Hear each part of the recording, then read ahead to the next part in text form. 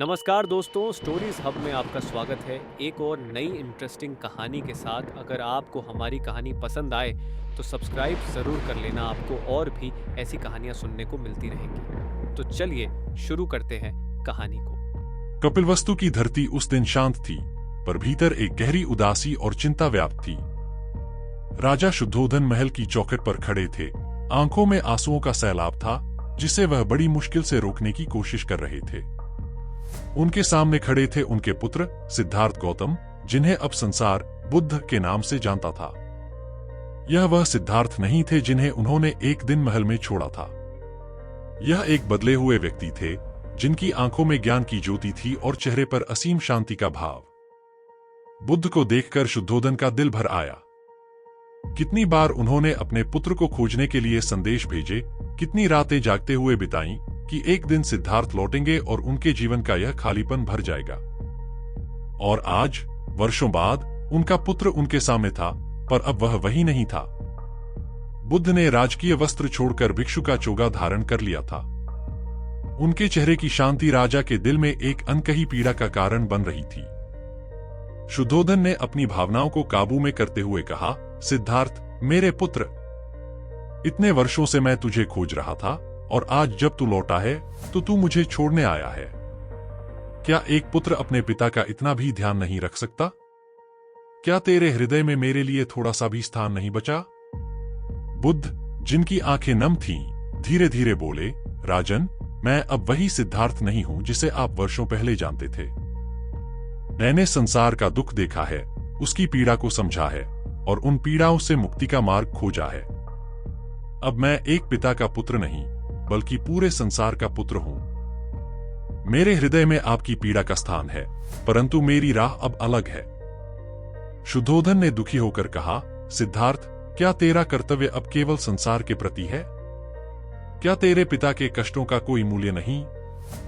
बुद्ध ने शांत स्वर में उत्तर दिया, पिता, मैं जानता हूं कि आपकी पीड़ा सच्ची है, परंतु मेरी खोज आत्मिक मुक्ति की है। मैंने उन सवालों के जवाब खोजे हैं जिन्हें मैं महल छोड़ते समय अपने साथ ले गया था।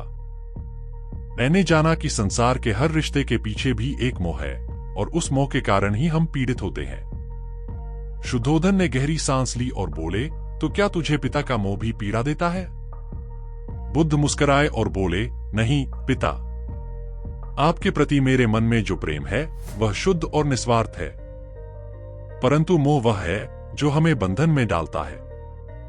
मैं आपको प्रेम करता हूं, परंतु मैं मोह से मुक्त हूं। शुद्धोधन की आंखों से आंसू छलकने लगे।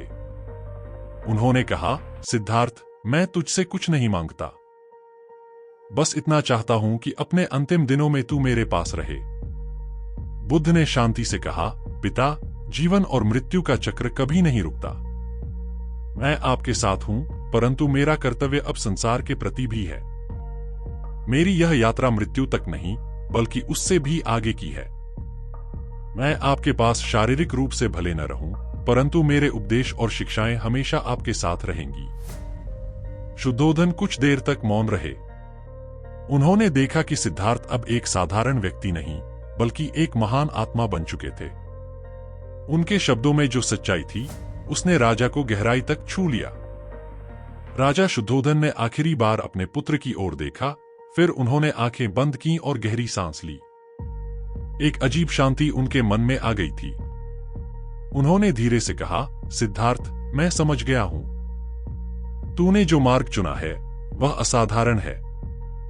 मैं तुझे रोके बिना तेरा आशीर्वाद लेकर विदा करता हूं। बुद्ध ने अपने पिता के चरणों में प्रणाम किया और कहा, आपके आशीर्वाद से ही मैं यह मार्ग तय कर पाया हूं, पिता। मेरी शिक्षाएं आपको और सभी को शांति प्रदान करेंगी। शुद्धोधन ने आंखें खोलकर कहा, जा पुत्र, और संसार को वह शांति प्रदान कर जिसकी उसे आवश्यकता है। मेरे आशीर्वाद सदैव तेरे साथ हैं।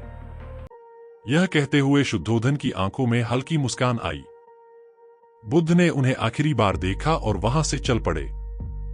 उनके पीछे शुद्धोधन खड़े रहे, इस एहसास के साथ कि उनका पुत्र अब पूरे संसार का है। और उस दिन राजा शुद्धोधन ने अपने पुत्र को सदा के लिए विदा कर दिया, यह जानकर कि उनका पुत्र अब बुद्ध हो चुका था, संपूर्ण और मुक्त। राजा शुद्धोधन के लिए वह पल जितना कठिन था उतना ही अद्वितीय भी। उनके मन में कहीं न कहीं शांति समाहित हो चुकी थी कि उनका पुत्र अब केवल उनका नहीं बल्कि समस्त संसार का मार्गदर्शक बन चुका है। उस अंतिम संवाद के बाद शुद्धोधन महल में लौट आए, लेकिन उनके भीतर कुछ बदल चुका था। जिस मोह और प्रेम ने अब तक उन्हें बांधे रखा था वह धीरे धीरे दूर होने लगा। महल में आने के बाद राजा शुद्धोधन ने एकांत में ध्यान करना शुरू किया। उनके मन में बुद्ध के शब्द गूंज रहे थे, मोह से मुक्ति पाओ, तभी सच्ची शांति प्राप्त होगी। उन्होंने इस मार्ग पर चलने का निर्णय लिया। अपने महल के भीतर रहते हुए वे धीरे धीरे ध्यान और आत्मचिंतन में डूबने लगे। हर दिन बुद्ध के उपदेशों पर मनन करते और उसी के अनुसार अपने जीवन को बदलने लगे। दिन बीतते गए और राजा शुद्धोधन के स्वास्थ्य में गिरावट आने लगी। उनकी शक्ति धीरे धीरे क्षीण होने लगी थी, लेकिन उनके चेहरे पर एक अद्भुत शांति झलक रही थी। महल के सभी लोग इस परिवर्तन को देखकर चकित थे। वह राजा, जो एक समय केवल साम्राज्य और सत्ता के बारे में सोचता था, अब एक साधारण भिक्षु के समान व्यवहार करने लगा था। उन्होंने अपने जीवन के अंतिम दिनों में सादगी को अपनाया और राज्य की जिम्मेदारियों को छोड़ते हुए ध्यान और आत्मिक शांति में लीन हो गए। एक दिन जब शुद्धोधन अपने बिस्तर पर लेटे हुए थे, उनके मन में बुद्ध का स्मरण हुआ। उन्होंने धीरे से अपने मंत्री को बुलाकर कहा, मेरा समय निकट है। मैं चाहता हूं कि बुद्ध को एक बार फिर बुलाया जाए। उनके उपदेशों ने मेरे मन की सभी पीड़ाओं को शांत कर दिया है, परंतु मैं उन्हें अपने अंतिम समय में एक बार देखना चाहता हूं। मंत्री तुरंत बुद्ध के पास संदेश भेजने के लिए चल पड़े। बुद्ध, जो उस समय अपने शिष्यों के साथ किसी अन्य स्थान पर उपदेश दे रहे थे, अपने पिता के संदेश को सुनते ही तुरंत कपिलवस्तु के लिए निकल पड़े। बुद्ध को यह आभास हो गया था कि उनके पिता अब अंतिम समय में हैं और उन्हें अपने मार्गदर्शन की आवश्यकता है। जब बुद्ध कपिलवस्तु पहुंचे तो राजा शुद्धोधन बिस्तर पर लेटे हुए थे। उनका चेहरा पीला पड़ चुका था, लेकिन उनकी आंखों में अब भी एक चमक थी। बुद्ध ने उनके पास जाकर उनका हाथ थाम लिया। शुद्धोधन ने धीरे धीरे आंखें खोलीं और बुद्ध को देखकर मुस्कुराए। तू आ गया, सिद्धार्थ, उन्होंने धीमे स्वर में कहा। मैंने तुझसे कहा था कि मुझे केवल तेरे दर्शन चाहिए होंगे और तूने मेरी यह इच्छा पूरी कर दी।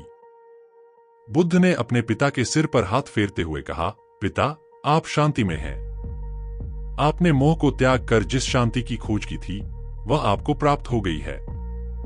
अब आपके सामने केवल मुक्ति का मार्ग है।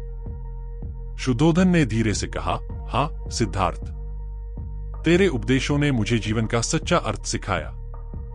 अब मुझे कोई दुख नहीं है। मैं तेरी शिक्षाओं के प्रति कृतज्ञ हूं। बुद्ध ने शुद्धोधन की आंखों में देखकर कहा, पिता, आप अब संसार के सभी बंधनों से मुक्त हो चुके हैं। यह जीवन और मृत्यु का चक्र है जो कभी रुकता नहीं। इसे समझने के बाद ही सच्ची मुक्ति मिलती है। शुद्धोधन की आंखों में संतोष और शांति की झलक थी। उन्होंने एक आखिरी बार अपने पुत्र बुद्ध को देखा और फिर धीरे धीरे उनकी सांसें थम गईं। शुद्धोधन की आत्मा ने बुद्ध के सानिध्य में शरीर का त्याग कर दिया। बुद्ध ने अपने पिता के शरीर को सम्मानपूर्वक विदा दी और कपिलवस्तु में उनके अंतिम संस्कार की विधियां संपन्न की। इस अंतिम यात्रा में भी बुद्ध के उपदेशों का अनुसरण किया गया। सादगी, अहिंसा और करुणा के साथ शुद्धोधन को विदा किया गया। राजा शुद्धोधन के देहांत के बाद कपिलवस्तु में एक अलग ही माहौल था। शोक और शांति का एक अनूठा मिश्रण पूरे राज्य में महसूस किया जा सकता था। बुद्ध, जो अपने पिता की अंतिम क्रिया में शामिल हुए थे, अपने शिष्यों के साथ कुछ और दिन कपिलवस्तु में रहे। यह वही स्थान था जहां उन्होंने अपना बचपन बिताया था और जहां से उन्होंने संसार की गहरी सच्चाइयों की खोज में महल छोड़ा था। बुद्ध के लिए कपिलवस्तु अब केवल एक जगह नहीं थी, बल्कि अतीत की एक याद थी जिसे उन्होंने अपने ज्ञान की खोज के लिए त्याग दिया था। परंतु उनके पिता की मृत्यु ने उन्हें एक बार फिर उस याद से जोड़ दिया था। बुद्ध ने उस समय को याद किया जब उन्होंने पहली बार शुद्धोधन के सामने अपने निर्णय का खुलासा किया था कि वह एक साधारण राजकुमार से एक सन्यासी बनना चाहते हैं। उस समय राजा शुद्धोधन ने सोचा भी नहीं था कि उनका पुत्र एक दिन पूरे संसार के लिए सत्य और करुणा का प्रतीक बन जाएगा। बुद्ध के शिष्य भी इस शांति और गहराई को महसूस कर रहे थे। वे देख रहे थे कि किस प्रकार बुद्ध ने अपने पिता के प्रति प्रेम और कर्तव्य का पालन करते हुए भी मोह को त्यागा था। उनके लिए यह जीवन का एक और अनमोल पाठ था। बुद्ध ने उन्हें दिखाया कि संबंधों में प्रेम और करुणा हो सकती है, परंतु वह प्रेम स्वार्थरहित होना चाहिए। मोह से मुक्त प्रेम ही सच्चा प्रेम है और वही शांति का मार्ग है। कपिलवस्तु में रहते हुए बुद्ध ने एक महत्वपूर्ण उपदेश दिया, जिसे आज महापरिनिर्वाण सूत्र के रूप में जाना जाता है। इसमें उन्होंने जीवन और मृत्यु के चक्र के बारे में विस्तार से समझाया। उन्होंने कहा, जीवन एक अनंत प्रवाह है। इस प्रवाह में हम सभी आते हैं और चले जाते हैं, परंतु जो व्यक्ति इस प्रवाह के पीछे के सत्य को समझ लेता है वह मुक्त हो जाता है। जन्म और मृत्यु केवल शरीर के परिवर्तन हैं, आत्मा शाश्वत है। राज्य के लोग जो शुद्धोधन की मृत्यु के बाद शोकाकुल थे, बुद्ध के उपदेशों से शांति प्राप्त करने लगे। उन्होंने समझा कि जीवन और मृत्यु के इस चक्र में हम सभी बंधे हुए हैं और जो इसे स्वीकार कर लेता है वह सच्ची मुक्ति पा लेता है। बुद्ध के उपदेशों ने न केवल उनके पिता की आत्मा को शांति प्रदान की, बल्कि कपिलवस्तु के सभी लोगों के जीवन को भी एक नई दिशा दी। कुछ दिनों बाद बुद्ध ने अपने शिष्यों के साथ कपिलवस्तु से विदा ली। उन्होंने आखिरी बार उस महल को देखा जो कभी उनका घर था और फिर पीछे मुड़कर नहीं देखा। महल, राज्य और सांसारिक बंधन अब उनके लिए केवल बीते हुए क्षण थे। बुद्ध का जीवन अब उन असीम आकाशों की ओर बढ़ रहा था जहां कोई बंधन नहीं था, केवल सत्य और करुणा थी।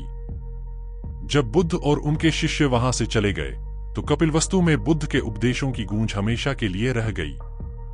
शुद्धोधन का अंतिम संवाद और बुद्ध के साथ उनके रिश्ते की यह यात्रा उस राज्य में पीढ़ियों तक सुनाई जाने वाली कथा बन गई। यह कथा केवल एक पिता और पुत्र की कहानी नहीं थी, बल्कि यह जीवन, मोह और मुक्ति की सबसे गहन सच्चाइयों को प्रकट करती थी। बुद्ध ने यह सिखाया कि जीवन के हर संबंध में प्रेम होना चाहिए, परंतु वह प्रेम मुक्त होना चाहिए, मोह से, स्वार्थ से और बंधनों से। केवल वही व्यक्ति जो इन बंधनों से मुक्त हो जाता है, सच्चे आनंद और शांति को प्राप्त कर सकता है। यही संदेश उन्होंने अपने पिता को भी दिया और यही संदेश वे समस्त संसार के लिए छोड़ गए।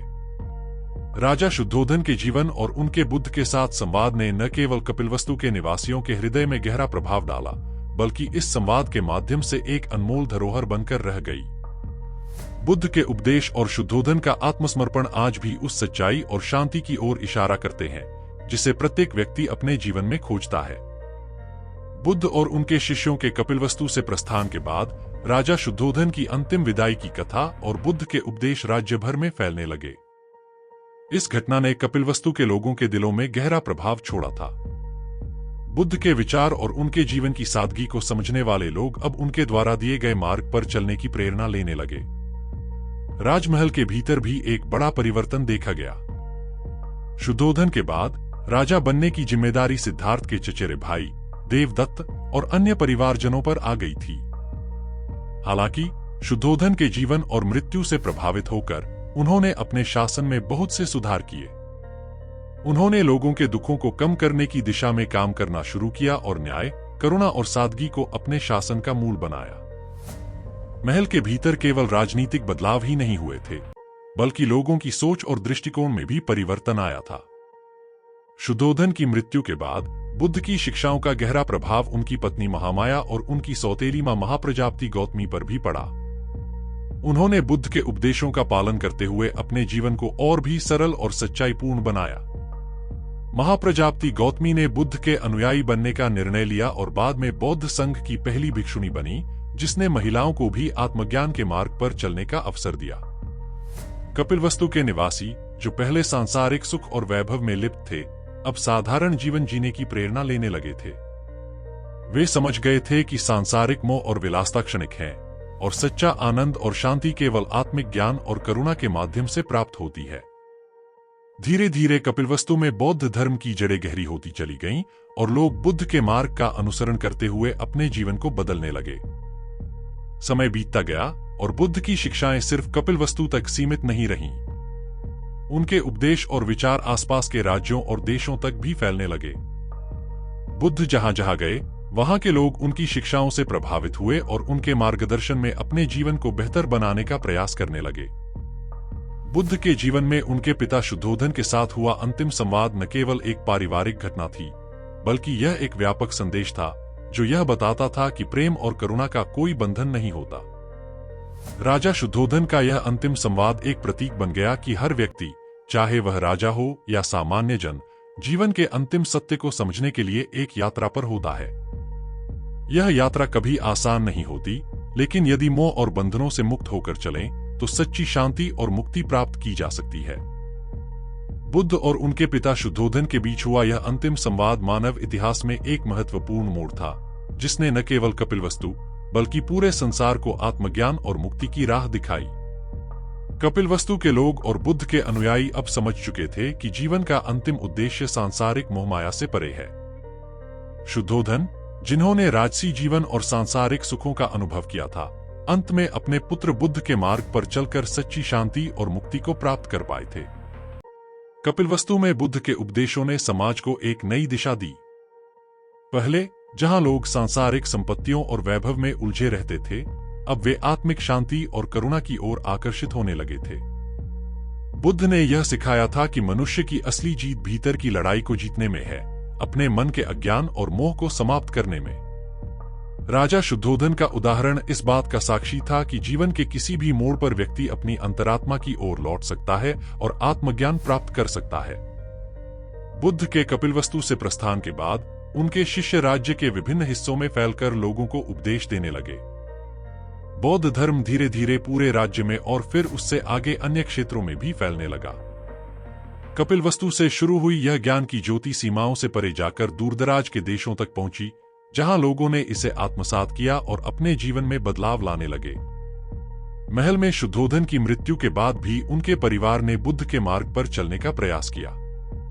उनकी सौतेली मां महाप्रजापति गौतमी ने बुद्ध से दीक्षा प्राप्त करने के बाद पहली महिला भिक्षुणी संघ की स्थापना की।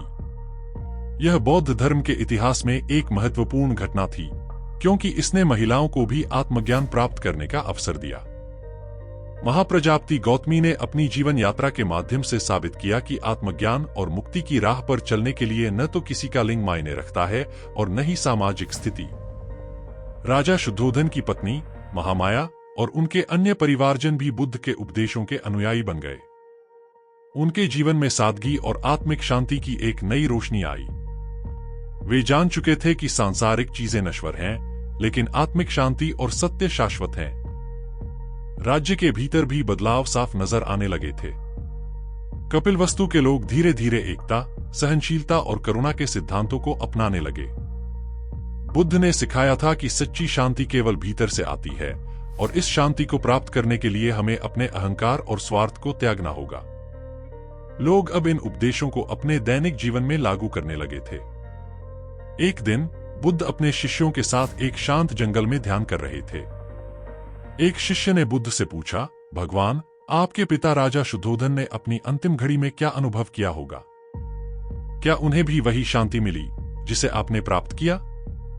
बुद्ध ने धीरे धीरे अपनी आंखें खोलीं और शांति से मुस्कुराते हुए कहा, शुद्धोधन मेरे पिता थे और मैंने उन्हें उनके जीवन के अंतिम समय में सच्ची शांति प्राप्त करते देखा।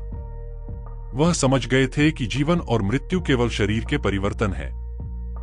आत्मा शाश्वत है और जब हम मोहमाया से मुक्त हो जाते हैं तो सच्ची मुक्ति प्राप्त करते हैं। उन्होंने अपने जीवन के अंत में वही सत्य समझा जिसे मैंने वर्षों पहले पाया था। बुद्ध की यह बात सुनकर उनके शिष्यों को गहरी प्रेरणा मिली। वे समझ गए थे कि चाहे व्यक्ति किसी भी जीवन स्तर पर हो, आत्मज्ञान की राह पर चलने के लिए कभी देर नहीं होती। यह यात्रा प्रत्येक व्यक्ति के भीतर से शुरू होती है और उसे अपने भीतर की सत्य को पहचानने में मदद करती है। समय के साथ बुद्ध के उपदेश दूर दूर तक फैलने लगे। उनके अनुयायियों ने दुनिया के हर कोने में उनकी शिक्षाओं का प्रचार किया और बौद्ध धर्म एक प्रमुख धर्म बन गया। बुद्ध के जीवन की कहानियां और उनके द्वारा दिए गए उपदेश लोगों के दिलों में गहरी छाप छोड़ते रहे। राजा शुद्धोधन और बुद्ध के बीच का यह अंतिम संवाद भी उन कहानियों में से एक बन गया, जिसे लोग सदियों तक सुनाते और प्रेरणा लेते रहे। समय बीतता गया, लेकिन बुद्ध और राजा शुद्धोधन के बीच का अंतिम संवाद केवल कपिलवस्तु में ही नहीं, बल्कि दूर दूर तक याद किया जाने लगा। यह संवाद केवल एक पिता पुत्र के रिश्ते की गहराई नहीं दर्शाता था, बल्कि उसमें जीवन और मृत्यु, मोह और मुक्ति का सार्वभौमिक सत्य छिपा था। बुद्ध की शिक्षाएं लोगों के जीवन में क्रांतिकारी परिवर्तन ला रही थीं और उनका यह अंतिम संवाद उसी परिवर्तन का प्रतीक बन गया। राजा शुद्धोधन की मृत्यु के बाद कपिलवस्तु धीरे धीरे एक शांत और आध्यात्मिक नगर के रूप में पहचान बनाने लगा। लोग अब सांसारिक सुखों के पीछे नहीं भागते थे, बल्कि आत्मज्ञान और शांति की ओर आकर्षित होते थे। बुद्ध के अनुयायी जो कपिलवस्तु में रह गए थे, उन्होंने राजा शुद्धोधन के महल और कपिलवस्तु के अन्य महत्वपूर्ण स्थलों को ध्यान और उपदेश के केंद्र के रूप में बदल दिया था। महाप्रजापति गौतमी और अन्य महिलाएं जिन्होंने बुद्ध से दीक्षा प्राप्त की थी, ने महिलाओं के लिए भी बौद्ध संघ की नींव रखी। यह एक क्रांतिकारी कदम था जिसने समाज में महिलाओं की भूमिका को नए सिरे से परिभाषित किया। पहले जहां महिलाएं केवल घर और परिवार तक सीमित रहती थीं, अब वे भी आत्मज्ञान की खोज में बुद्ध के मार्ग पर चलने लगीं। महाप्रजापति गौतमी के नेतृत्व में कई महिलाएं भिक्षुणी बनी और बौद्ध धर्म के प्रचार प्रसार में महत्वपूर्ण भूमिका निभाई। इस बीच बुद्ध अपने शिष्यों के साथ लगातार यात्रा कर रहे थे और लोगों को जीवन का सच्चा अर्थ समझा रहे थे। उनका संदेश स्पष्ट था, मोहमाया के बंधनों से मुक्त होकर करुणा, अहिंसा और ध्यान के मार्ग पर चलना ही सच्चे आनंद का स्रोत है। राजा शुद्धोधन के अंतिम संवाद ने इस बात को और भी अधिक प्रबल बना दिया था कि जीवन का असली उद्देश्य केवल सत्ता, संपत्ति या सांसारिक सुखों में नहीं है, बल्कि आत्मिक शांति और मुक्ति में है। बुद्ध के जीवन का यह अध्याय उनके लिए भी व्यक्तिगत रूप से महत्वपूर्ण था। उनके पिता, जिन्होंने एक समय उनके संन्यास लेने का विरोध किया था, अंततः उनके मार्ग को समझ सके थे और उनके उपदेशों का पालन करके मुक्ति प्राप्त कर सके थे। यह बुद्ध के जीवन के लिए भी एक बड़ी विजय थी, लेकिन यह विजय किसी सांसारिक सफलता से नहीं जुड़ी थी, बल्कि आत्मिक उन्नति से थी। राजा शुद्धोधन के अंतिम संवाद की कहानी ने बौद्ध साहित्य और लोक कथाओं में एक विशेष स्थान पा लिया। यह कथा उन सभी लोगों के लिए प्रेरणा का स्रोत बनी जो जीवन में भौतिक सुखों और कठिनाइयों से जूझ रहे थे। शुद्धोधन का जीवन यह दिखाता था कि चाहे आप कितनी भी संपत्ति और सत्ता क्यों न अर्जित कर लें, अंततः सच्ची शांति का मार्ग केवल आत्मिक जागरण में ही है। कुछ वर्षों के बाद कपिलवस्तु में बुद्ध की शिक्षाओं पर आधारित कई मठ और ध्यान केंद्र स्थापित किए गए। वहां लोग आकर ध्यान करते, बुद्ध के उपदेशों पर मनन करते और जीवन के गहरे रहस्यों को समझने की कोशिश करते। राजा शुद्धोधन का महल भी अब एक महत्वपूर्ण स्थान बन गया था, जहां लोग श्रद्धा से आते और उस स्थान का सम्मान करते जहां बुद्ध और उनके पिता का अंतिम संवाद हुआ था। वह महल अब केवल एक राजसी भवन नहीं रह गया था, बल्कि यह शांति, मुक्ति और आत्मज्ञान का प्रतीक बन गया था। बुद्ध के शिष्य अब विभिन्न राज्यों और देशों में जाकर उनके उपदेशों का प्रचार कर रहे थे। राजा शुद्धोधन की यह कहानी भी बुद्ध की शिक्षाओं के साथ साथ फैल रही थी। लोग इसे सुनते और समझते कि जीवन का असली सत्य क्या है। यह संवाद यह सिखाता था कि हम चाहे जीवन में कितने भी ऊंचे मुकाम पर क्यों न पहुंच जाएं, यदि हम आत्मज्ञान प्राप्त नहीं करते तो जीवन अधूरा है। सालों बाद जब बुद्ध का महापरिनिर्वाण हुआ तो उनके अनुयायियों ने राजा शुद्धोधन के अंतिम संवाद को भी उनके जीवन के महत्वपूर्ण उपदेशों में शामिल किया। बुद्ध का यह अंतिम संवाद उनके जीवन के अन्य उपदेशों की तरह ही महत्वपूर्ण हो गया। राजा शुद्धोधन और बुद्ध के अंतिम संवाद की गाथा केवल एक ऐतिहासिक घटना नहीं थी, बल्कि यह जीवन के गहरे सत्यों और आध्यात्मिक ऊंचाइयों को समझने का प्रतीक बन गई।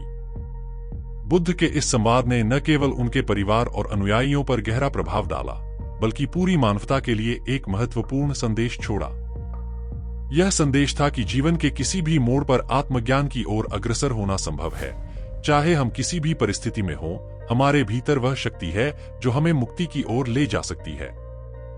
कपिलवस्तु में धीरे धीरे बुद्ध के विचारों के प्रति लोगों का विश्वास बढ़ने लगा था। जो लोग पहले राजा शुद्धोधन के प्रभाव में भौतिक सुखों की ओर आकृष्ट थे, अब उन्होंने बुद्ध के त्याग, साधना और करुणा के सिद्धांतों को अपनाना शुरू कर दिया। राज्य का माहौल बदलने लगा था। लोग अब अधिक सहिष्णु, दयालु और दूसरों के प्रति संवेदनशील हो गए थे।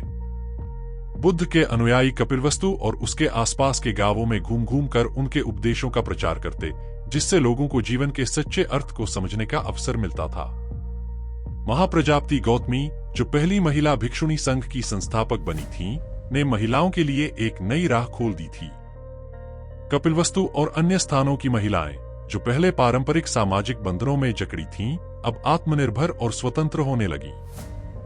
महाप्रजापति ने बुद्ध के उपदेशों को महिलाओं तक पहुंचाकर यह साबित किया कि आत्मज्ञान की खोज केवल पुरुषों के लिए नहीं है, बल्कि महिलाएं भी इसे प्राप्त कर सकती हैं। उन्होंने यह संदेश दिया कि आत्मिक जागरण और मुक्ति प्राप्त करने के लिए न तो किसी सामाजिक स्थिति की आवश्यकता है, न ही किसी विशेष अधिकार की। इस बीच बुद्ध के शिष्य लगातार उनकी शिक्षाओं का प्रसार कर रहे थे। कई राज्यों और देशों में जाकर उन्होंने बौद्ध धर्म की नींव रखी। राजा शुद्धोधन के अंतिम संवाद की कथा भी इसी क्रम में चारों दिशाओं में फैलने लगी। यह कथा सुनने वाले हर व्यक्ति के दिल में एक प्रश्न उत्पन्न होता था, क्या जीवन केवल सांसारिक वस्तुओं की प्राप्ति के लिए है, या फिर आत्मिक शांति और मुक्ति ही इसका अंतिम लक्ष्य है? विभिन्न राज्यों के शासक और नागरिक बुद्ध के जीवन से प्रभावित होने लगे।